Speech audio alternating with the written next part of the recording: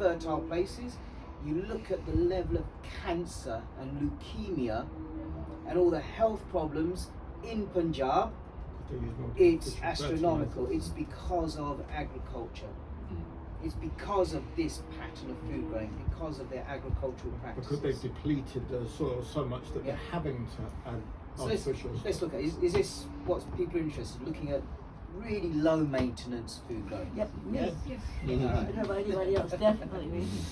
Okay, so let's have a look. Alright, I can talk about, let's say for example, the garden I made for my parents about, again, 15 something years ago. It's more than that now. So this is before I knew about permaculture, this is before I knew about forest gardening.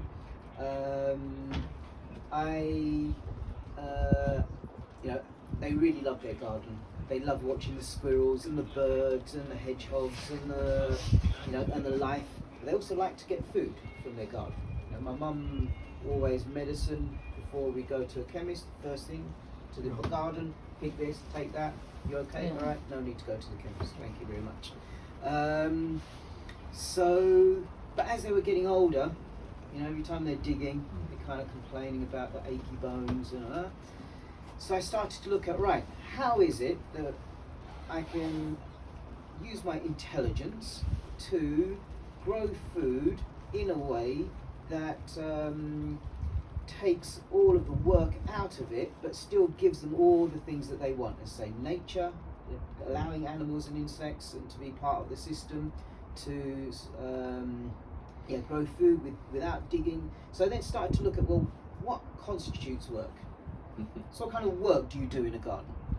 You dig, you weed, you make compost and move compost around, you water, and then you make seedlings, you bring seedlings on, you plant it again, and then maybe, is it the right time of year? Yeah, we can put them out, and you put them out, and 5 days later, boom, frost comes, kills everything. Or the slugs come. Or the slugs, yeah. Luckily I didn't plant all of them out. Luckily I still got a few, so and it's really risky.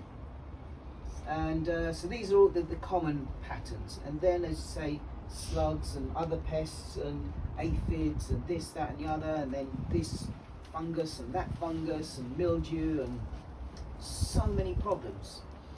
And so I started to look at, well, the reason why all those dis-eases are, dis-ease. Something's imbalanced. It's ill at ease. It's dis-eased. And ecosystems become dis-eased when you take important elements out of the system. So if you take the animals, the insects, the bacteria and the life out of the system, or you take the diversity of them out, this is what creates imbalance and dis-ease. And so if you have a real variety of things in your ecosystem, you have good biodiversity, so you'll have lots of different animals and insects, all of which predate on each other.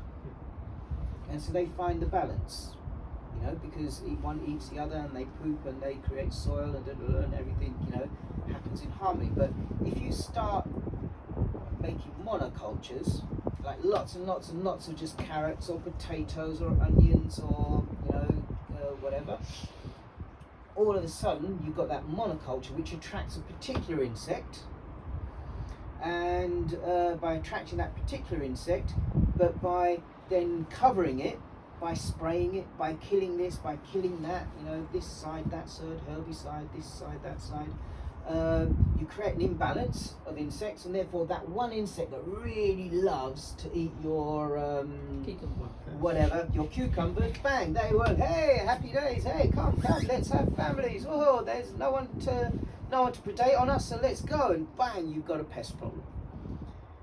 And it's not that you've got a problem with that particular insect; it's the fact that you don't have an ecosystem that is balanced.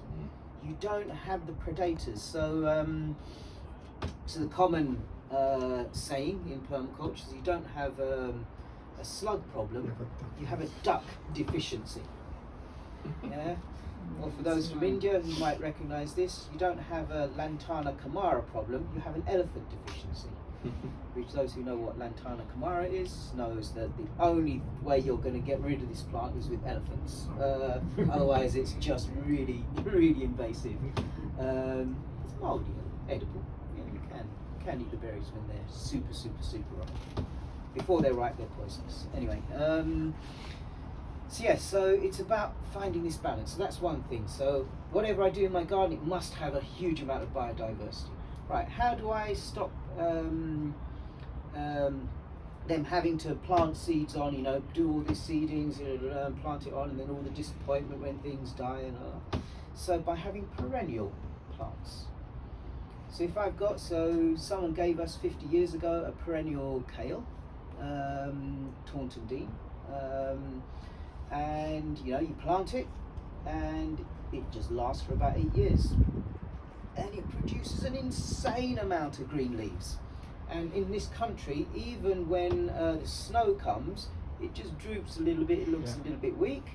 But then as soon as the sun comes off, it goes growing again. And it tastes better after a frost as well, so Yeah. a lot sweeter. And it has new, young growth straight after that, which is fantastic. So, and then you just take a cutting from that, stick it in the ground, and off it goes again. So after 4 years, it's really nice and woody. You take some cuttings to do it.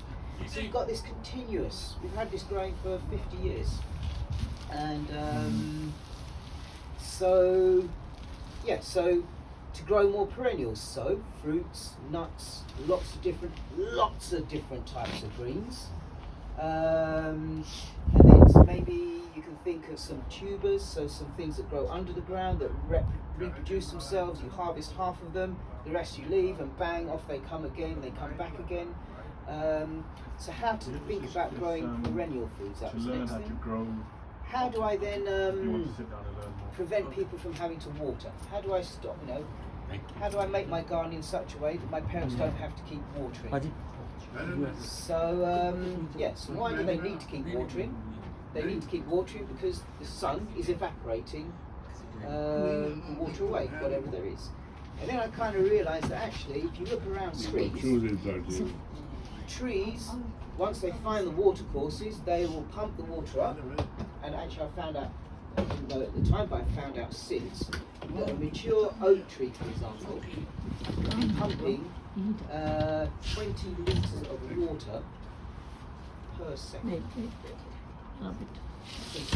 20 litres of water